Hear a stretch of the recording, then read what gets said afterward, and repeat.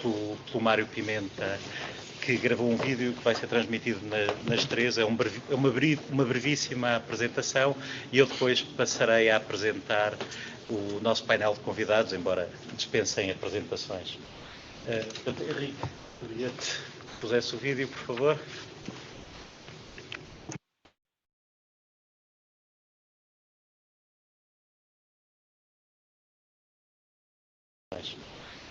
Portanto, Henrique, queria-te que pusesse o vídeo. José Mariano faria hoje 75 anos e morreu há 8 anos. A sua obra está bem patente no que é e no que era a ciência em Portugal. O sistema científico português está longe, contudo, está consolidado e enfrenta desafios muito exigentes. Desafios na valorização da ciência fundamental, desafios na participação em grandes organizações científicas internacionais, desafios na criação, consolidação e definição de carreiras científicas exigentes, competitivas, mas previsíveis. Voltado a ler o Manifesto para a Ciência em Portugal, que o José Mariano publicou em 1990, é seguramente um bom ponto de partida para relançar o debate que precisa de ter a participação de todos para ter sucesso. É para isso que estamos aqui hoje.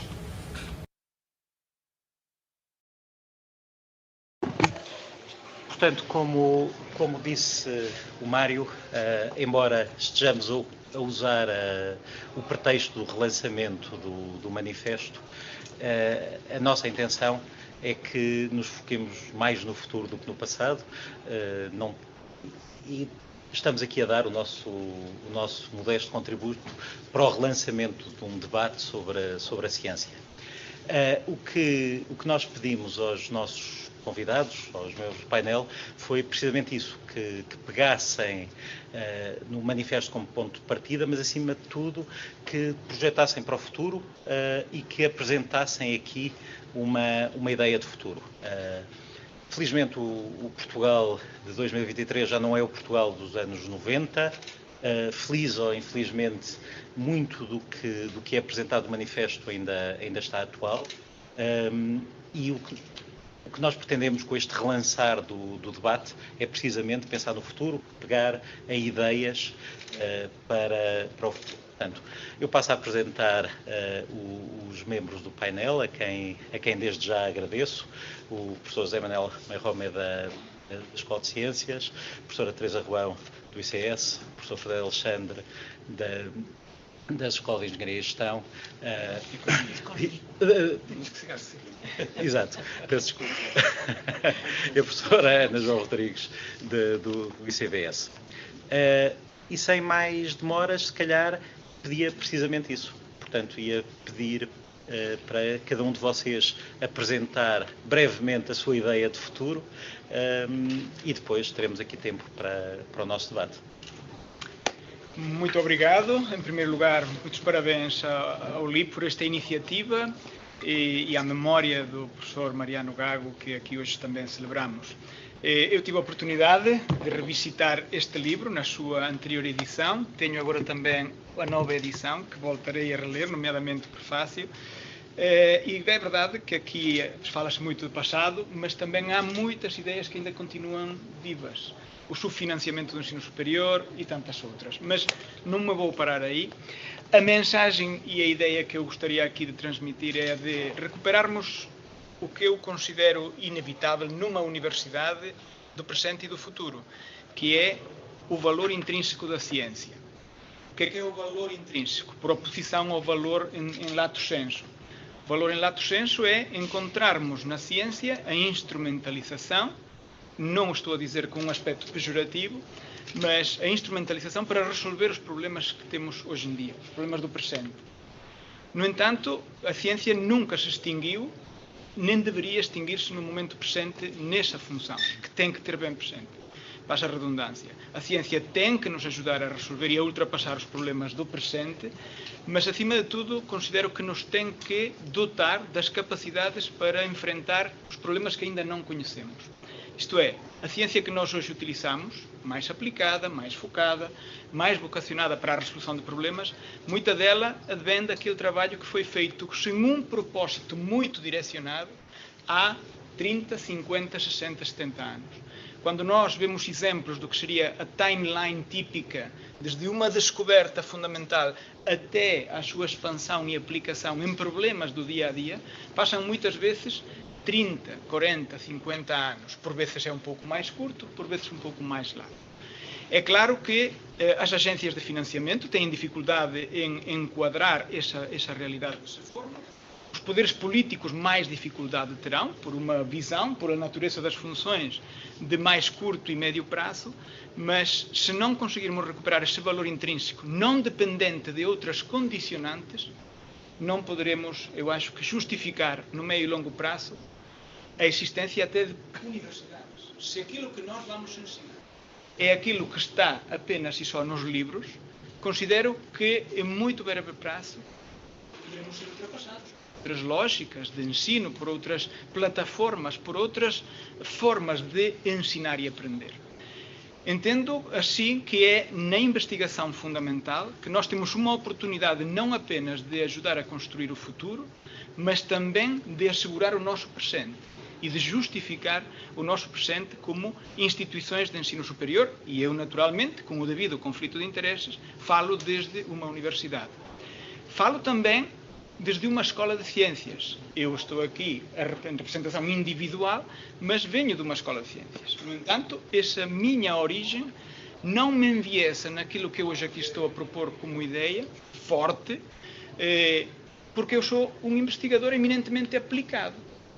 Fui mentor, inclusive, de uma ideia de negócio que em 2015 venceu o prémio Spin-UM da Universidade de Madrid. Portanto, não estou a defender uma causa que me seja mais cara do que as outras, estou a defender aquilo em que acredito como sendo um valor intrínseco que se não se sujeita a outras condicionantes. Eu trago aqui um livro que gostaria que pudessem ver, mas não é muito importante, podem procurar na internet, pela estátua que está à frente do Instituto de Química Macromolecular da República Checa, em Praga. Tem o que aqui poderia descrever-vos como uma árvore chamada Árvore do Conhecimento e que tem nas suas ramas e nas suas folhas as patentes, mais de 60 patentes, que o professor Otto Wichterle, que deu origem aos primeiros materiais hidrogel para dispensar fármacos no organismo, para ser utilizado como apósitos em ferimentos abertos, mas que, pela parte que me é mais próxima, deu origem também às lentes de contacto gelatinosas. Estas são, portanto, as patentes que o professor Otto Wichterle, ilustre professor daquele instituto, publicou ao longo dos seus anos. Isto leva-me a uma espécie de analogia entre esta árvore do conhecimento e uma outra componente do conhecimento. Eu diria que esta é a parte mais visível do conhecimento, aquela que nós aplicamos, aquela que nos traz soluções concretas para problemas concretos. Claro que, como qualquer outra árvore, e esta não precisa desta outra componente, para além das árvores, dos ramos e das flores e das folhas, as árvores não prescindem das raízes. E eu acredito que é nessas raízes que está esse conhecimento mais fundamental, que não se vê, mas que dá frutos mais à frente. Até me atreveria a dizer, com o permisso do meu caríssimo vice-presidente da Escola de Ciências, professor Hernani Geroz, especialista, precisamente em biologia vegetal e em áreas conexas, que as árvores, de quando em quando, até prescindem das folhas e das flores, mas nunca prescindem das raízes. Acredito, portanto, que nós temos aqui que, para o futuro e a curto prazo, redefinir algumas prioridades. Naturalmente, uma componente muito importante do financiamento da investigação, seja por parte dos Estados, seja por parte das empresas, e vemos até como em alguns países, em relatórios da OCDE, por exemplo, começa a haver uma inversão perfeita entre o que gastam as empresas em investigação e o que investem os Estados em percentagem do seu PIB. Há uma inflexão completa, mas não poderemos esperar pelo menos não será o mais iminente, que as empresas se dediquem a apostar nestas questões científicas de muito longo prazo, ou de um médio e longo prazo. Assim sendo, acho que urge repensar essas estratégias. A investigação fundamental e a investigação aplicada não deveriam sujeitar-se às mesmas lógicas em sede de candidaturas. Os formulários são os mesmos, tipicamente. Os espaços a preencher são os mesmos. E temos dúvidas até que, quando são avaliadas, os conceitos que destacam ou não sejam também os mesmos. Para além disso, a forma como depois os investigadores são avaliados, mais ou menos continuam a ser as mesmas. Algumas diferenças de áreas disciplinares, etc., mas continuamos a priorizar os mesmos aspectos, independentemente do tipo de investigação que se faz.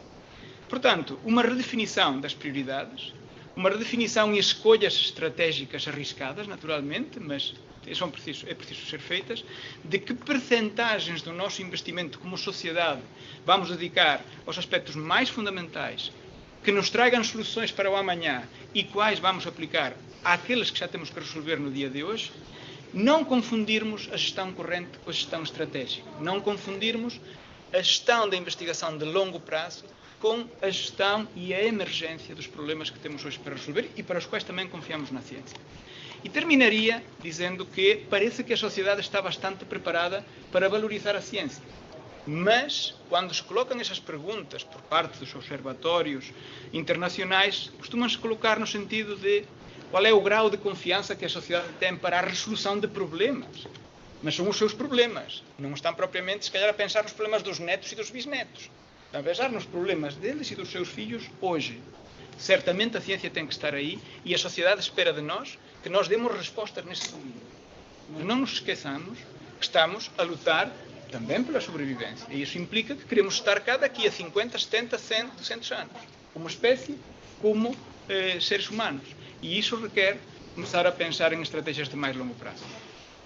Acredito que a sociedade também está preparada para isso.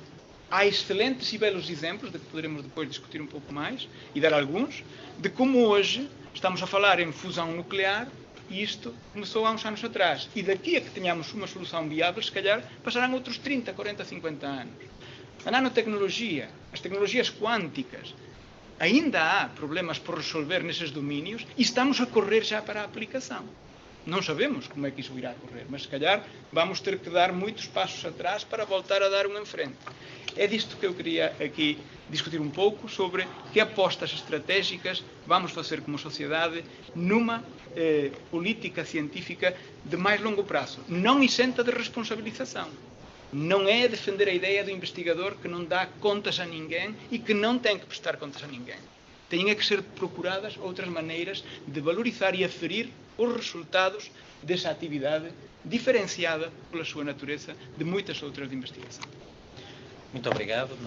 Não nos faltam aqui temas para reflexão, mas antes de entrarmos nesse debate, passamos à segunda ideia para o futuro. Professora Teresa Ruão, por favor. Obrigada. Queria começar também por agradecer o convite para participar neste debate e dizer aos meus colegas que tenho pessoas que têm para partilhar os sofás com eles. Antes de explicar a ideia que eu tenho para a ciência, gostava um bocadinho de contextualizar porque é que eu tenho esta ideia de ciência que tem a ver naturalmente com a minha área de investigação. Eu trabalho em ciências da comunicação e especificamente na área da comunicação organizacional e estratégica. Portanto, faço investigação e ensino como é que as organizações comunicam e como é que podem comunicar melhor há muitos anos.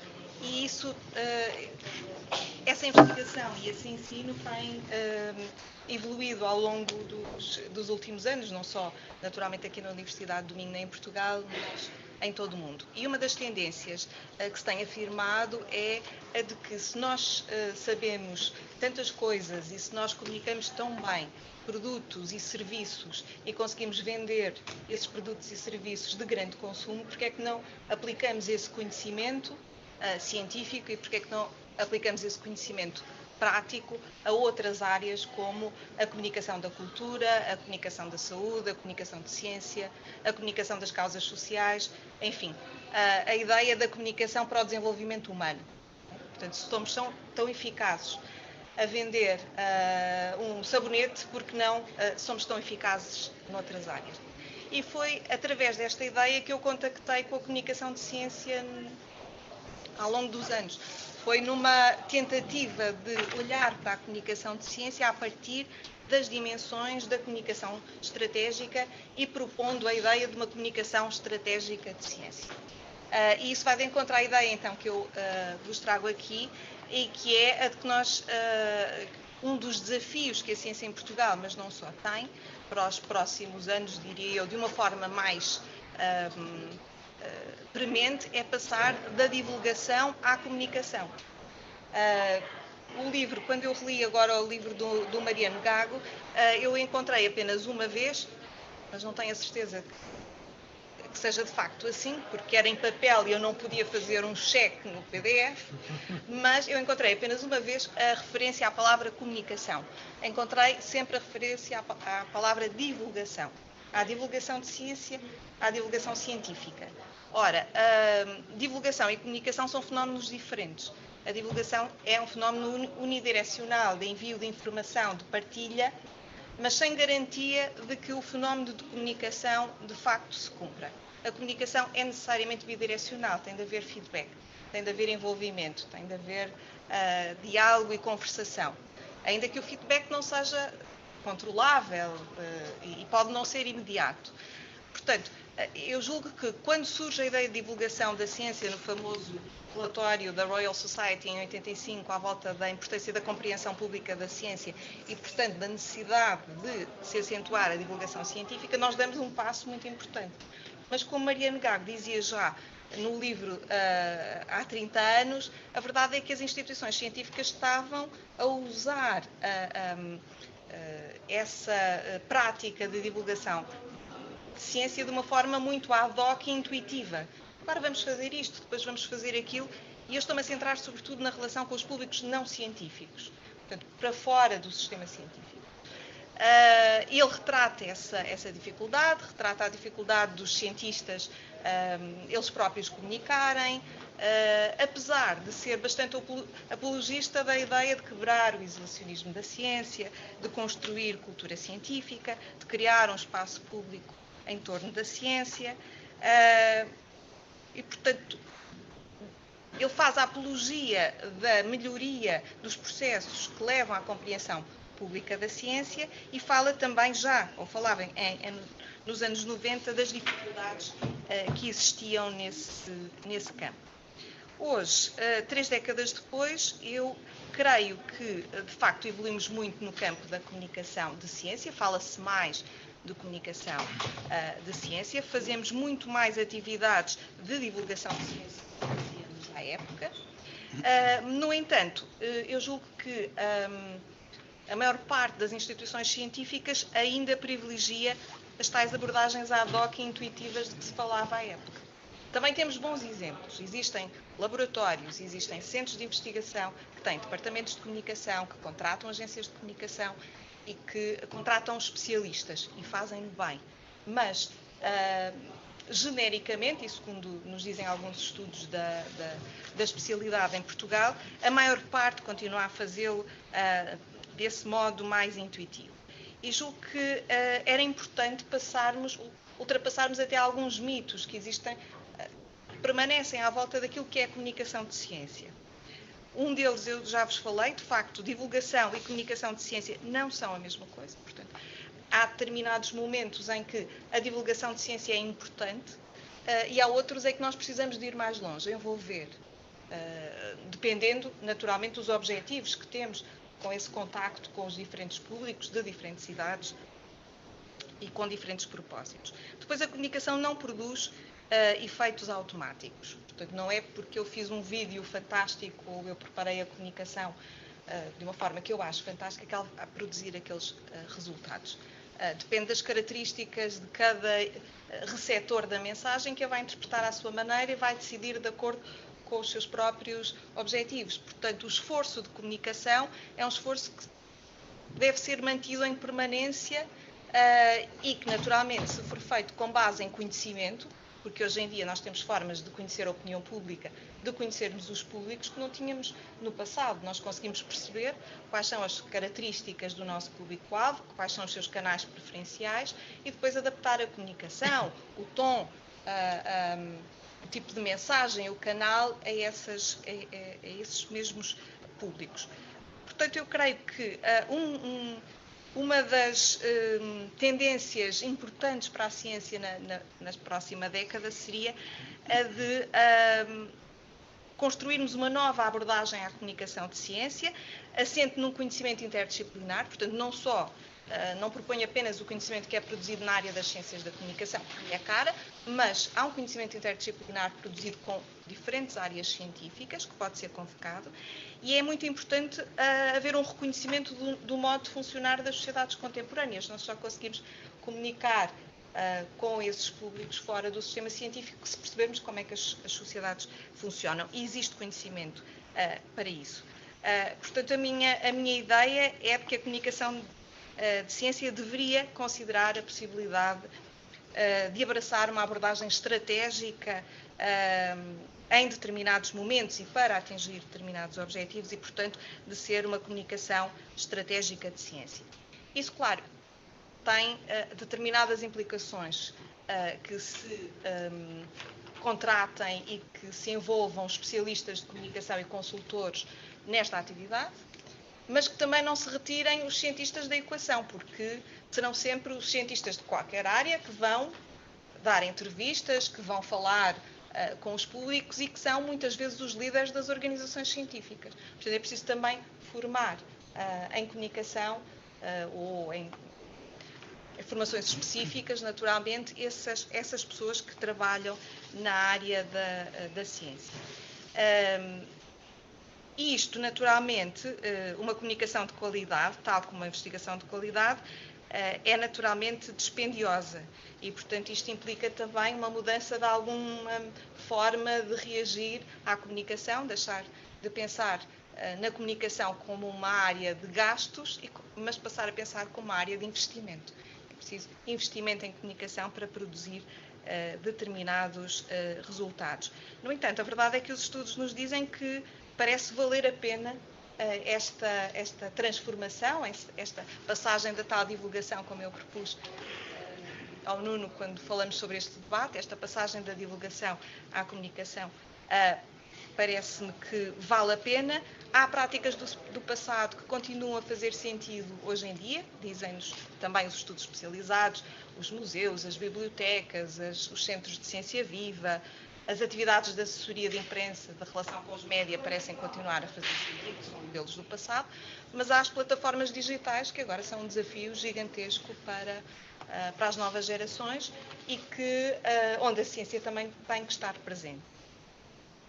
Portanto, julgo que, sintetizando, a minha proposta é que a ciência não tenha medo da ideia de vulgarização das suas atividades, que se retire a ideia de que a persuasão é uma coisa má, ou de que a comunicação de ciência pode ser propaganda de ciência. Não. Portanto, a ideia de vulgarização é tentar chegar ao público em geral, para envolvê-lo. Isto, naturalmente, com o cuidado para que não se perca a sistematicidade, o rigor e a confiança que se exige em ciência. Mas julgo que esta abertura é fundamental para quebrar o tal isolacionismo científico de que falava Mariano Gago e, dessa forma, o sistema científico contribuir para o desenvolvimento do país de uma maneira geral. Muito obrigado. Se calhar, tal como a divulgação científica foi uma das alavancas da expansão científica nas últimas 3 décadas, essa evolução para a comunicação pode dar o contributo para o salto seguinte que também precisamos em ciência e em tecnologia. Passamos então agora a mais uma ideia. Professor Fernando Alexandre, por favor. Muito obrigado pelo convite. É mesmo com imenso gosto que estou aqui e foi com imenso gosto que li o livro do José Mariano Gago e fiquei impressionado como é que em 1990 se escreveu um livro onde nós hoje vemos PowerPoints estratégicos para uma série de problemas do país de facto, aqui há uma reflexão e posta de um conjunto de medidas estruturadas, pensadas. Ainda bem que ele pôde ser ministro em 4 governos de Portugal. E, de facto, é impossível dissociar aquilo que foi o desenvolvimento da ciência dos últimos 30 anos em Portugal do papel de José Mariano Gago. E é pena não termos em mais áreas, de facto, esta capacidade de reflexão e de... Não é apenas o diagnóstico, é, de facto, pensar, propor soluções para os problemas. E, de facto, eu penso que saúdo a iniciativa do LIP, porque, de facto, eu acho que a ciência em Portugal e o ensino superior precisam de outro manifesto. Acho que, de facto, é preciso outro manifesto. Grande parte deste programa de Mariano Gago realizou-se. E nós hoje estamos num patamar completamente diferente daquele, não tem, é outro mundo em que vivemos. Se olharmos para o output científico, publicações na Web of Science, por milhão de habitantes, nós estamos em 12º na União Europeia. Ou seja, não há muitas posições em que Portugal esteja, não há muitas áreas em que Portugal consiga estar nessa posição. Em PIB per capita estamos em 21º, temos uma ideia. Execo com a Roménia, pronto, 22º. Em número de investigadores, a mesma coisa. Estamos entre os que têm mais investigadores por 1000 habitantes, 2,8. Isto, de facto, é uma transformação e podemos usar mais uma série de números, incluindo o investimento em ciência no ensino superior. Mesmo aí estamos à frente. E atenção, neste indicador das publicações estamos à frente de países como a Alemanha e como a França. E isto aqui leva-me a outra questão, que ligo com que é o meu tema, para o qual espero ter uma ideia, que é a ligação com o desenvolvimento do país. Isto é que, olhando para estes números, chega-se à mesma conclusão que se tem chegado para a educação, ou que eu tenho chegado para a educação em alguns trabalhos. E temos aqui um puzzle.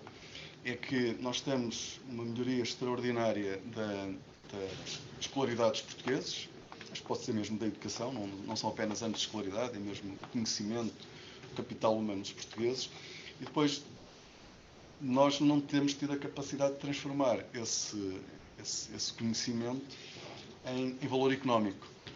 E na ciência parece-me que temos o mesmo problema, ou seja, os indicadores são muito interessantes, ou seja, de facto, há uma série de indicadores onde nós podemos dizer que houve um progresso extraordinário, mas, de facto, em termos de desenvolvimento económico, continuamos aquém. Isto pode ser, estas coisas demoram a ter efeitos, eu até tenho tido algumas intuições de que até podemos estar a viver um momento de viragem, por isso não vou ser muito definitivo sobre isto, mas, de facto, nós temos aqui um caminho para fazer para conseguir transformar aquilo que foi o progresso do ponto de vista do desenvolvimento científico em Portugal em desenvolvimento económico. E é importante dizer que esta ideia, aliás, aquilo que eu vou dizer agora até está muito alinhado com a primeira intervenção do José Meijón, que é o papel que a ciência, ou seja, a questão da ciência fundamental e da ciência aplicada. E eu estou muito alinhado com aquilo que ele disse. Mas antes de ir aí, eu gostava de referir que desde o iluminismo, não estamos a falar de uma ideia recente de tornar o conhecimento útil, mas desde o iluminismo que há a ideia de que o conhecimento, a educação, tem um poder transformador sobre a sociedade e sobre a economia. Ou seja, a ideia de que o conhecimento pode ser útil. Pode ser útil para o progresso, que é a grande ideia iluminista, a ideia do progresso, que é alimentada pelo conhecimento e pela educação. E por isso, ou seja, só que esse efeito sobre, digamos, o bem-estar das pessoas não tem que ser imediato. De facto, pode demorar décadas e por isso é preciso dar um espaço à ciência e à produção de conhecimento. E eu até costumo dizer que o conhecimento inútil pode ser muito útil. Por isso, ou seja, é preciso dar esse espaço e esse tempo. Mas ligando ao desenvolvimento da economia portuguesa, nós precisamos, de facto, fazer aqui uma mudança de paradigma, ou seja, em que passa a ser preponderante na estrutura económica portuguesa a capacidade de criar valor a partir do trabalho qualificado, a partir do conhecimento, a partir da inovação, portanto, aquilo a que eu inspirado nas coisas que a Universidade do Minho tem feito com algumas empresas, chamo o paradigma Created In, por oposição ao paradigma Made In, que é uma reprodução de coisas que todos os outros conseguem fazer, ou seja, fazer coisas diferentes, coisas novas.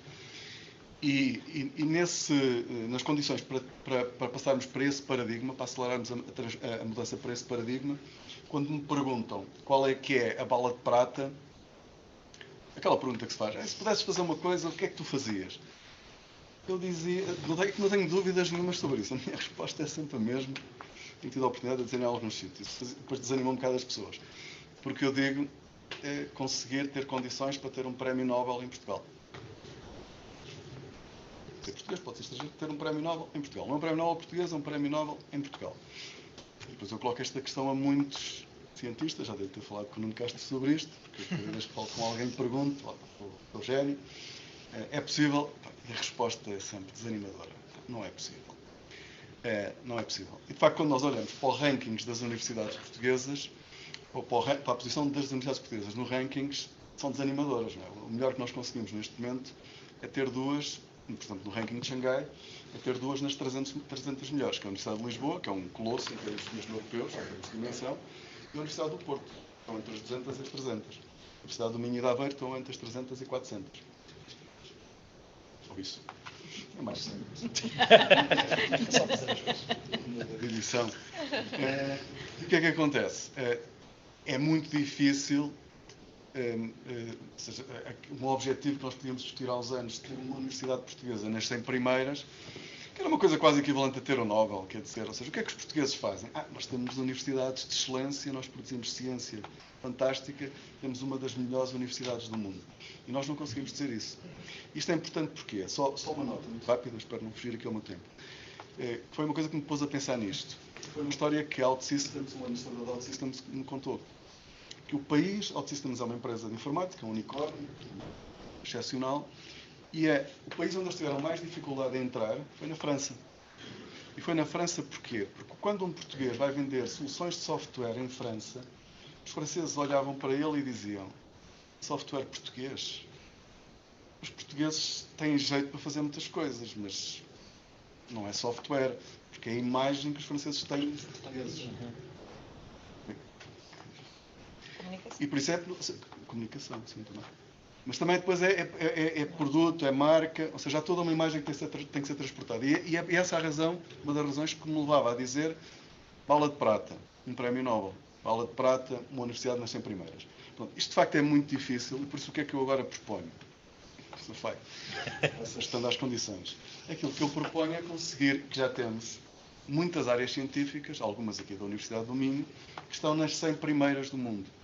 Ou seja, esta questão de ter uma universidade nas 100 primeiras, sobretudo com a concorrência chinesa e indiana, é muito difícil. Por isso, e o objetivo por si também pode não ser muito interessante. Seria mais simbólico, ok? Mas depois isso tem muitas dimensões associadas. Mas, de facto, em áreas científicas, nós temos que estar na fronteira de áreas científicas, de algumas áreas científicas. Nós temos, agora fiz essa conta, mas não tenho agora aqui o número presente, mas estamos presentes 10, 12 áreas nos 100 primeiros. Não? É mais? Nos 100 primeiros, no último. Eu estive a fazer isso agora. Não, o Minho 2. O Minho, mas estou a dizer Portugal. O Minho 2. Mas o Portugal tem mais de uma dezena. E isso já é muito interessante. E por isso o que é fundamental aqui? É precisamente essa aposta na ciência fundamental. Porque quando nós estamos a falar dessas áreas, elas não podem atingir esse patamar de excelência se não estiverem associadas à ciência fundamental.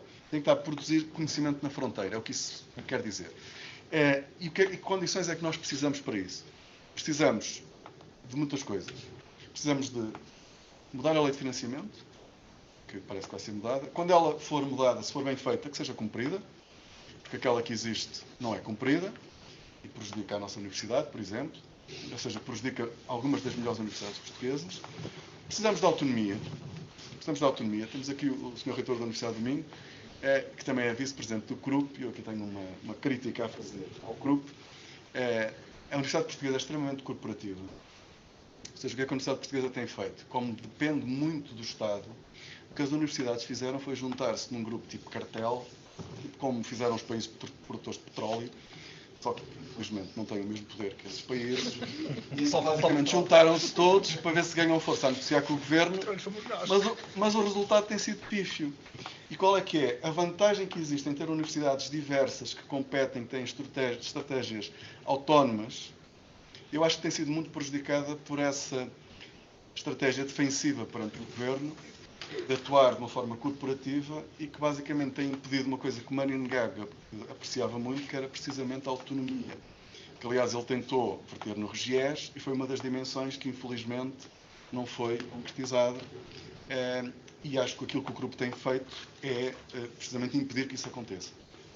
A intenção é boa, eu sei, só que, de facto, os resultados são péssimos e nós nunca vamos conseguir essa diferenciação e conseguir autonomia para ter uma estratégia própria com essa estratégia corporativa que o grupo segue, os politécnicos também seguem. Por isso, essa é uma dimensão da autonomia e do financiamento que é fundamental. Depois, a outra parte, nós temos que ter a investigação fundamental, tem que ter uma estratégia inserida nas redes internacionais. Mais uma vez, Mariano Gago foi completamente visionário.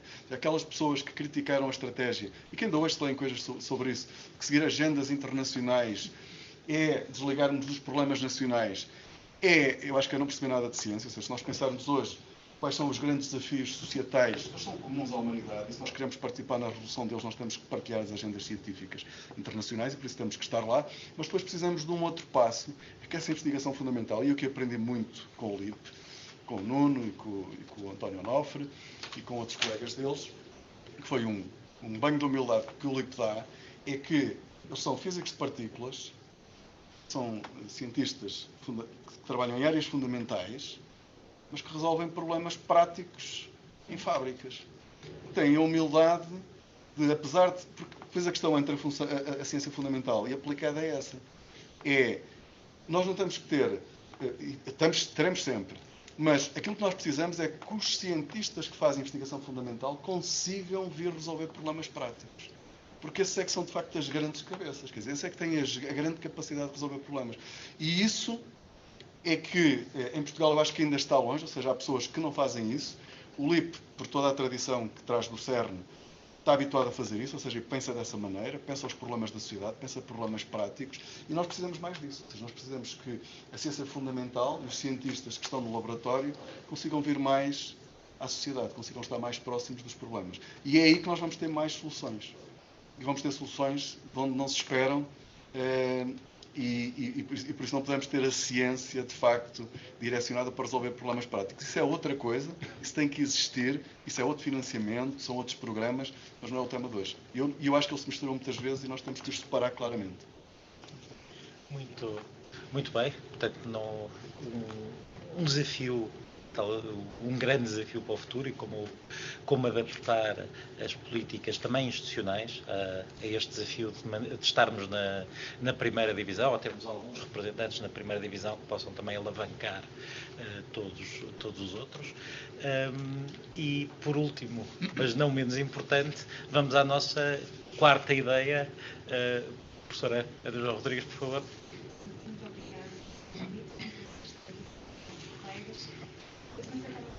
Li o manifesto,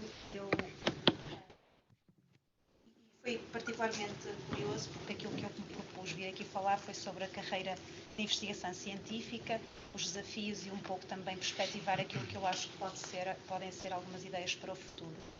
Mas se calhar antes algo que o Mariano Gago diz várias vezes no documento, neste ensaio, que ele dizia que era um ensaio, não é para ser criticado e para eventualmente levar a novas sugestões, é a produção, a retenção e a captação de talento. E, efetivamente, isso tem tudo a ver com a carreira de investigação científica. E convém começar a dizer que os dados mais recentes apontam para pelo menos 75% dos investigadores em Portugal com vínculos precários. E isso é importante porque mostra a situação atual em Portugal do motor da investigação, que são os investigadores. E, portanto, o Estatuto da Carreira foi publicado vai fazer 24 anos e, apesar de ter havido uma evolução e ter havido um aumento do número de investigadores, é sentido, eu sinto isso diariamente, que há um desfazamento entre as necessidades da ciência, das instituições e dos próprios investigadores com as oportunidades que existem para a carreira em Portugal. E eu acho que isso deve em parte à ausência de uma visão a longo prazo. Já falámos aqui muito que no caso dos partidos, muitas vezes eles têm uma visão mais circunscrita no tempo, e isso deve-se. Mas a ciência não funciona a 4 anos, não é? Nem a 8. Funciona muitas vezes em décadas e, portanto, eu acho que esta falta de visão estruturada faz com que seja difícil de reter alguns talentos e seja difícil também, por exemplo, dar continuidade a algumas equipas que são super competitivas nas tais áreas que nós falamos, onde nós queremos, se calhar, continuar a ser pioneiros. E eu penso que alguns destes problemas com a carreira de investigação foram tentados resolver de uma forma paliativa com alguns com programas, nomeadamente começou pelo Ciência, depois com o investigador FCT e mais atualmente os vulgos SEC, só que apesar de continuar a acreditar na utilidade desses programas lançados pela FCT, muito poucos investigadores contratados ao abrigo desses programas foram integrados quer na carreira de investigação ou de docência. E também é caricato, eu acho que é uma das grandes lacunas desses programas, é que é frequente nós termos colegas que estão contratados no âmbito desses programas, mas que depois não têm financiamento para desenvolver as atividades de investigação. E vice-versa. Portanto, porquê? Porque não há uma articulação entre a carreira e a atividade no terreno. E, portanto, a minha ideia, no fundo, assenta sobre 3 pilares. E esses 3 pilares também já foram aqui tocados, primeiro na apresentação inicial, que é a previsibilidade, a flexibilidade e uma boa articulação. Previsibilidade, porquê? Porque tem que existir um calendário, os investigadores têm que saber quando é que abrem posições, quantas posições vão abrir, em que moldes, mas acima de tudo e mais do que isso, porque um calendário já existe, é o que é que acontece no final. O que é que acontece no final desses contratos? Tem a possibilidade ou não de integrar uma possível carreira na minha unidade de investigação ou noutra unidade de investigação, caso tenha uma avaliação positiva. E isso, infelizmente, atualmente não acontece. Depois, a flexibilidade. Flexibilidade porquê? Porque uma pessoa, e eu já tive opiniões mais se calhar um pouco diferentes da que tenho atualmente, que é a questão da fusão da carreira de docente e de investigador, que eu era aqui há uns anos apologista de 2 carreiras, se calhar atualmente vejo com mais vigor uma possível carreira única, mas com perfis distintos. Isto até pode responder a vários desafios que nós temos no ensino superior, como o envelhecimento do corpo docente, onde, por exemplo, pode haver um rejuvenescimento com a adição de alguns investigadores, ou pode haver algo que eu acho que é esta flexibilidade, por exemplo, de uma escola ou de uma instituição que precisa de alguém a fazer a direção de um centro, uma atividade mais administrativa, e que se calhar aquele colega pode ser aliviado de outros tipos de atividades para dar primazia a essas atividades onde ele é preciso naquela instituição. Portanto, acho que tem que haver aqui adequar as competências da pessoa à instituição onde essa pessoa está. Isto é preciso, para isso é preciso haver flexibilidade. A carreira atual também, na minha perspectiva, sendo que existem 3 categorias, investigador, auxiliar, principal e coordenador, também não reflete as necessidades no terreno, na medida em que nós sabemos, e aqui falamos de comunicação, há atividades de apoio à ciência que são essenciais e cuja carreira não está devidamente contemplada e organizada e implementada em Portugal. E, portanto, também acho que é preciso haver esta flexibilidade. E termino por falar da articulação, e isto toca na questão de que eu acho que para haver uma visão a longo prazo para a ciência é preciso também haver uma visão a longo prazo para a carreira de investigação. E isso requer uma articulação muito próxima entre a FCT, o Ministério, as instituições de ensino superior e unidades de investigação. E esta articulação, paradoxalmente, nem sempre acontece. E por isso é que a FCT financia contratos, depois no final dos contratos as instituições não têm financiamento para absorver os melhores talentos e os investigadores mais competitivos. E, no fundo, isto acho que é perder o investimento que foi feito ao longo daqueles 6 anos naquela pessoa. E, portanto, mas o que mais me atrai nestes 3 pilares é que, se nós formos a pensar, E esta questão da articulação em particular, por exemplo, a ANIC, temos aqui o nosso colega Nuno Cerca, que tem sido um grande motor de promover e de achar que, e eu concordo com isso, e também tenho algumas dúvidas que depois poderemos discutir mais à frente, sobre, por exemplo, transferir algumas verbas diretamente para as instituições, e as instituições abrem concursos competitivos e recrutam os investigadores para as áreas que consideram estratégicas. E, portanto, eu acho que isto pode ser um possível caminho. E, portanto, o que é interessante nestas ideias que eu vos sugeri, no fundo, a previsibilidade, a flexibilidade e uma boa articulação, é que elas não requerem financiamento extra. Isto é só planeamento. É estratégia. Portanto, e se o calcanhar daqueles de todas as discussões é o subfinanciamento, penso que para pôr estas ideias para a frente, isso não se coloca. E, portanto, eu acho que está na altura de se pensar na carreira científica a longo prazo, independentemente de quem está no poder e das suas crenças acerca dessa carreira. E também é preciso, com isto, dar autonomia às instituições para elas apostarem nas áreas que acham que são mais estratégicas para o seu desenvolvimento. Muito obrigado.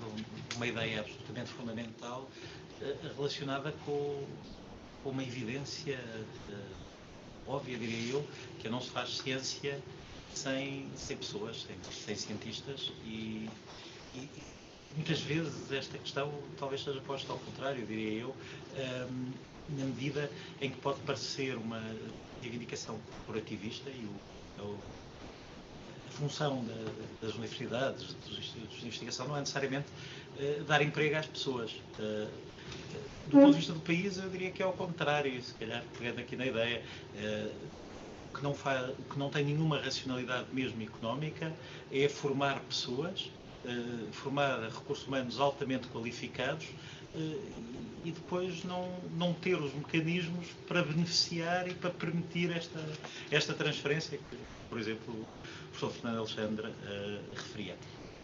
Nós temos um constrangimento para nos ligarmos às sessões seguintes, mas conseguimos negociar aqui uma margenzinha.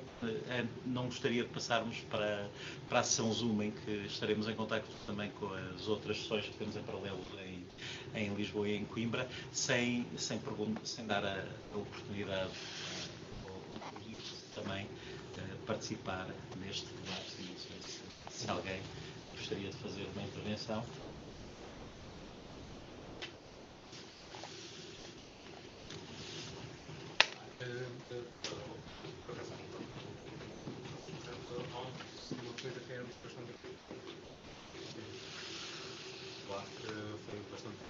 Eu gostei.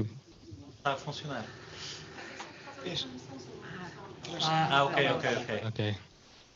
Uma questão que acho relevante da educação. Vamos ver que daqui a uns 10 anos metade dos professores de ensino secundário vão se reformar. E nós não temos professores que nos vão dotar de estudantes universitários. Melhor dizendo, nós não vamos ter professores do ensino secundário que vão nos dotar de estudantes, de futuros estudantes de ciência. Isso para mim é uma coisa bastante delicada e para mim, em termos estratégicos, que vai ser uma coisa que é necessário abordar mais. Muito bem. Também mais um ponto importante. Não há sistema científico sem alimentarmos e não chega ninguém às universidades que não tenha sido previamente formado. Portanto, também para esse debate eu diria que estamos convocados. Não sei se há mais alguma intervenção. Posso dizer muitas coisas? Quer dizer, sou Não. Obrigado. Primeiro, parabéns pela iniciativa e foi de facto um gosto ouvir estes colegas que aqui vieram partilhar as suas perspectivas e apresentar as suas propostas. Eu já há uns tempos que não leio o manifesto, mas estava precisamente a pensar a partir daí, quer dizer, o que é que eu tenho neste momento na minha cabeça relativamente ao conteúdo do manifesto e à sua concretização, e depois que é que, tendo sido feito, não foi completamente concretizado e qual é a natureza dos bloqueios com que nos confrontamos. A meu ver, o manifesto foi absolutamente fundamental para a construção de uma opinião pública sobre ciência, na altura. Era a circunstância que era o autor que era, e era também a comunidade que era. Uma comunidade claramente, estou a falar da comunidade científica em geral, em expansão, composta por gente jovem, portadora de uma mensagem de transformação para o país nessa área, mas também para o país no seu conjunto. Depois é um conjunto de posições que aparecem politicamente suportadas, não é? E nós temos, não quero passar por especialista em história da ciência, mas é certamente um momento em que a ciência assume uma centralidade grande nas políticas públicas. E precisamente associada a essa ideia de projeção do país, da aproximação do país ao contexto internacional e de transformação. Depois há uma visão clara e houve vontade e condições para fazer ver que aquelas políticas não eram concretizáveis se não houvesse pessoas, se não houvesse organização, se não houvesse estrutura, se não houvesse financiamento. E a verdade é que tudo isso, em alguma medida, foi conseguido. E foi porque foi conseguido que o país conseguiu dar os saltos que conseguiu dar. Mas a verdade é que nós estamos hoje a enfrentar alguns bloqueios importantes. E que, agora, o Fernando há bocado falava um pouco nisso, o Fernando Sousa Manuel, da necessidade de um novo manifesto, não é? De um novo conjunto de ideias que permitam avançar a partir do momento em que nos encontramos.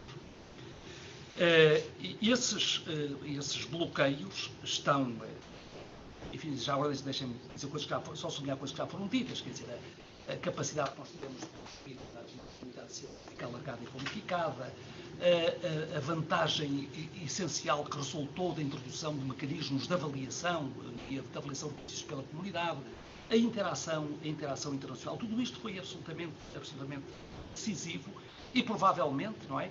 É o reconhecimento disso que hoje nos dá alguma confiança para o futuro, apesar dos tais bloqueios a que eu agora me queria referir. Temos um bloqueio essencial, e a Ana João há bocado não é? Na questão das pessoas, dos investigadores. Quer dizer, não há investigação sem investigadores, e nós estamos a viver uma situação particularmente delicada neste particular, com ausência de orientações claras, sem uma direção consensualizada. Estamos, portanto, muito à mercê daquilo que são conjunturas, e, portanto, tudo isto pode proporcionar muito mais soluções que são soluções de imediato, de procura de resposta a uma situação crítica de momento, muito mais do que situações de longo prazo. Na verdade, nós estamos a correr o risco de perdermos muito capital humano que hoje temos no sistema internacional. Esse risco existe, apesar de novas oportunidades que vão surgindo, e aqui as agendas mobilizadoras do quadro do PRS serão, evidentemente, uma oportunidade interessante, mas é uma oportunidade que está razoavelmente localizada em termos de áreas científicas, não é? E algumas das preocupações aqui expressas, quer por José Manuel, quer pelo Fernando, julgo que dificilmente terão resposta no quadro dessas iniciativas que vão e dessas oportunidades que vão surgir.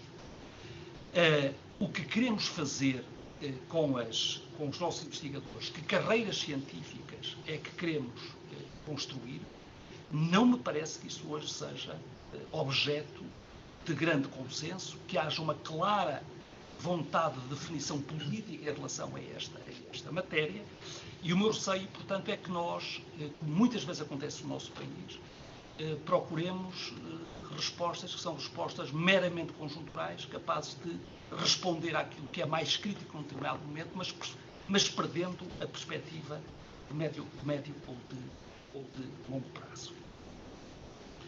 A questão do financiamento aqui é crítica. Nós temos um sistema científico que repousa ainda muito nas instituições de ensino superior, e designadamente nas universidades.